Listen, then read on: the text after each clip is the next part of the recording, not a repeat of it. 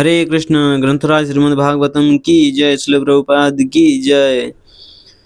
Srimad Bhagavatam in story form, chapter 42, The Downfall of Saubhari Muni, Canto 9.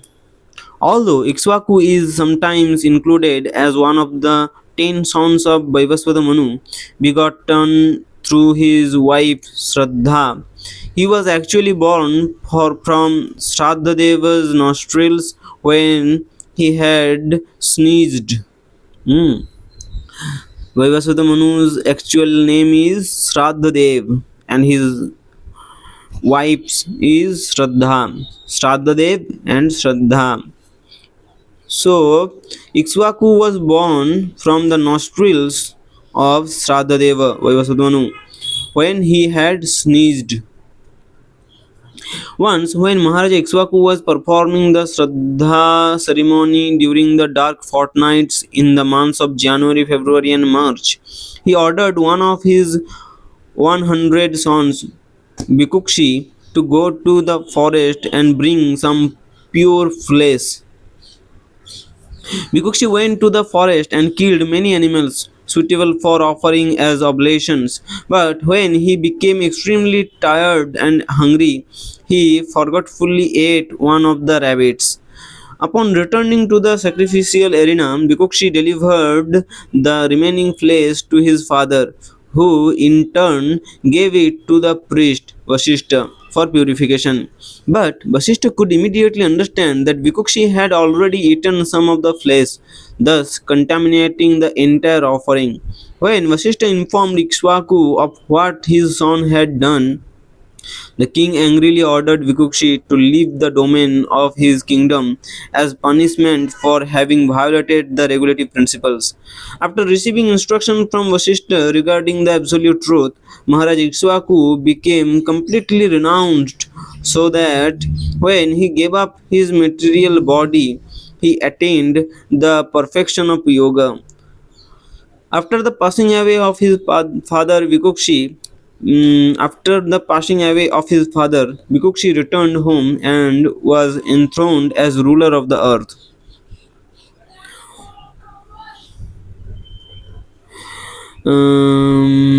So Bhikukshi was ordered to leave the domain of the kingdom as punishment.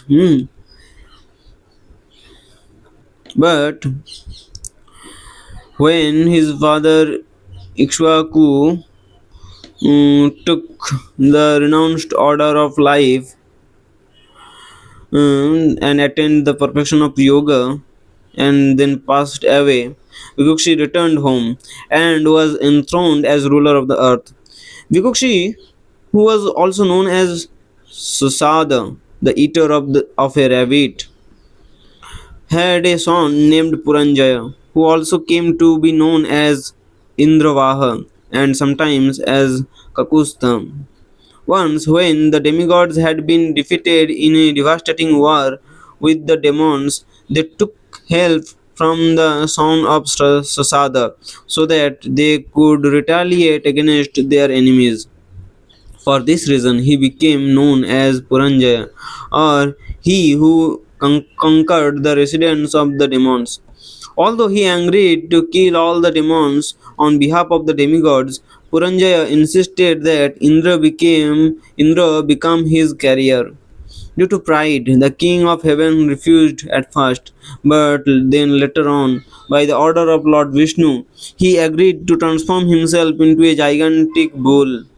While being praised by all the demigods, Puranjaya got onto the hump of Indra in the form of a bull, and thus he received the name Kakustha.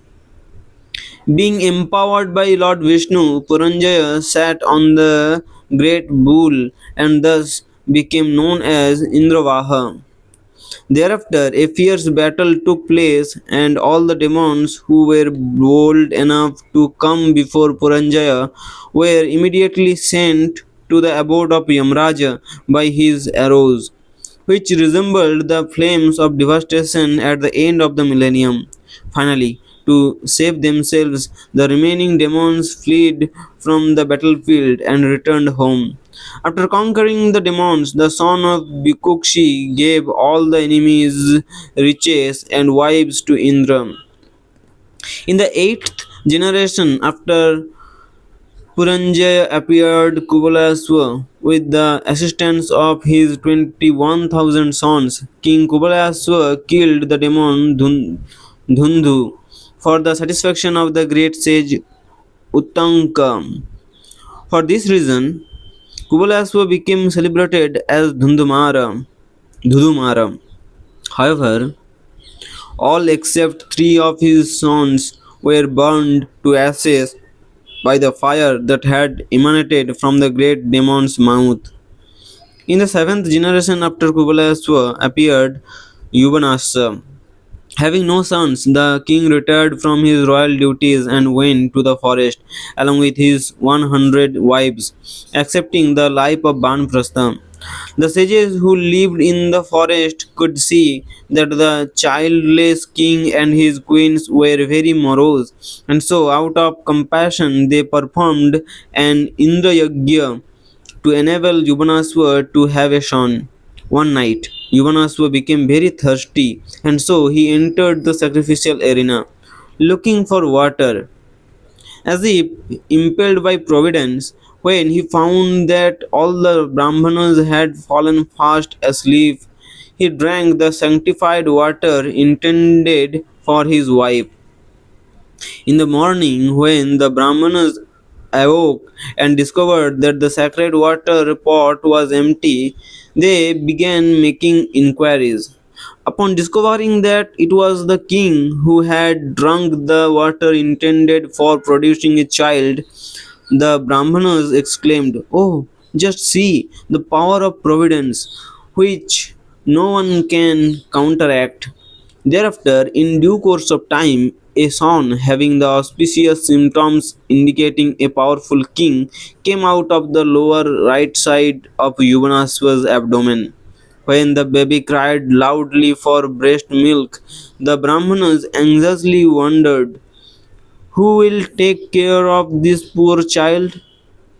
Just then, Indra, who had been worshipped in the sacrifice, came there and, after pacifying the baby, put his index finger into its mouth and said, "You may drink me." By the mercy of the Brahmanas, King Yuvanasva did not die after giving birth to the child. Thereafter, he performed very severe austerities at that place and ultimately achieved perfection. The son of Yuvanasva was Mandhata, and because he was the cause of fear for Ravana and other miscreants, Indra gave him the name Trashyadashu.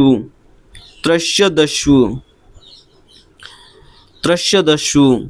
By the mercy of the Supreme Personality of Godhead, Mandata became so powerful that he became emperor of the entire earth, consisting of 7 islands. Being fully aware that all the demigods are the various limbs of the Supreme Lord's universal body, King Mandata worshipped him by the performance of sacrifice and gave immense charity to the Brahmanas. In the womb of his wife Bindumati, the daughter of Sasavindu, Mandata begot 3 sons and 50 daughters.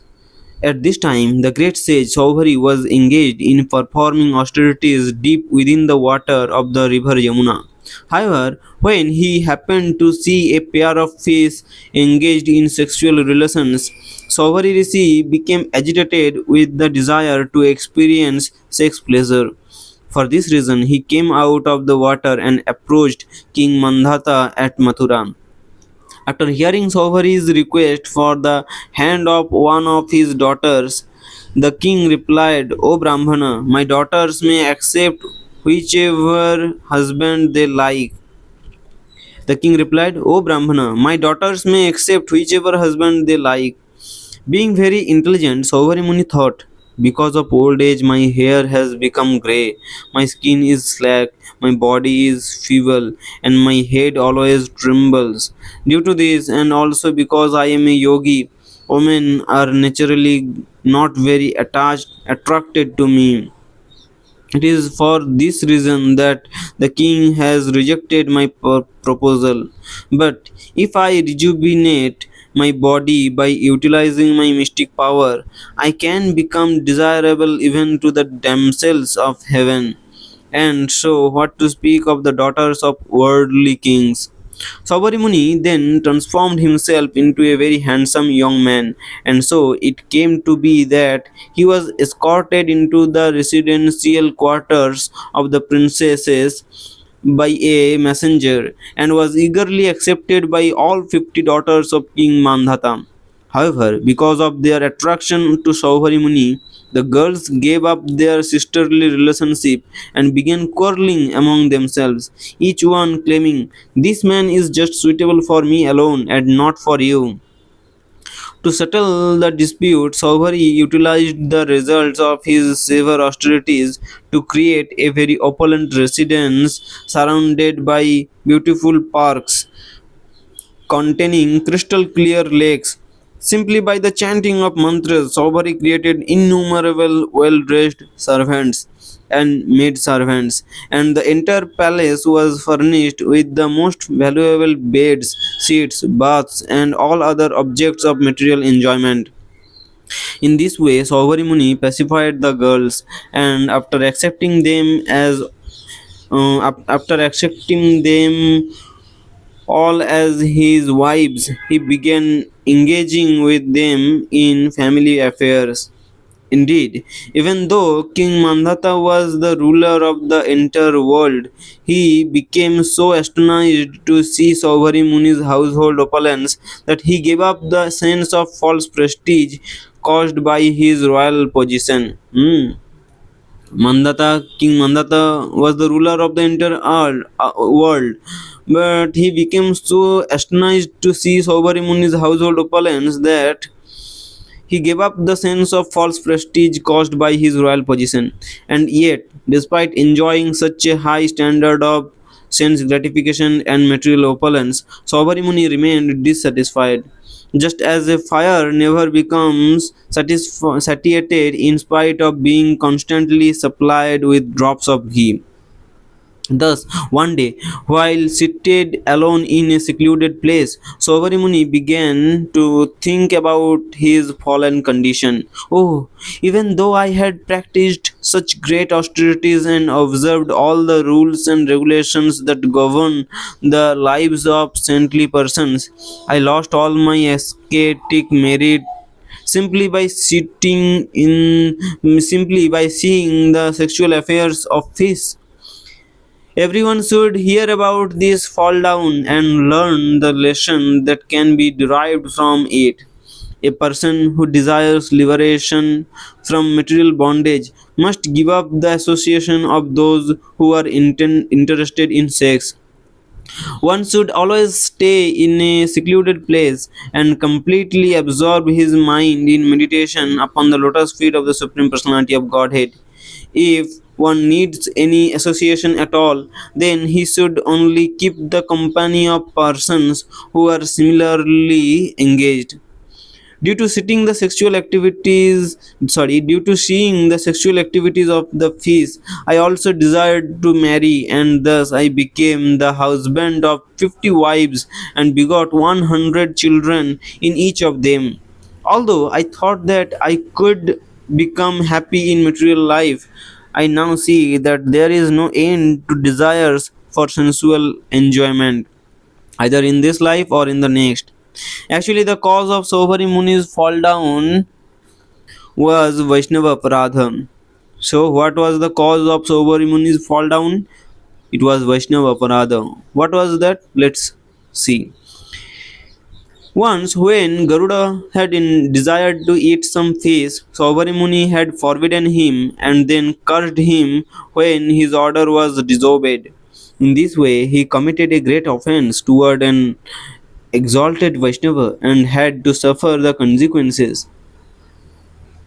While regretting his fallen condition, Saubhari Muni became detached. Then, to renounce material association, he accepted the order of Banprastha and retired to the forest, along with his devoted wives. When Saubhari Muni attained perfection and was elevated to the spiritual world, his wives were able to accompany him as a result of his spiritual prowess, just as the flames of fire cease to exist when the fire itself is extinguished. Hare Krishna.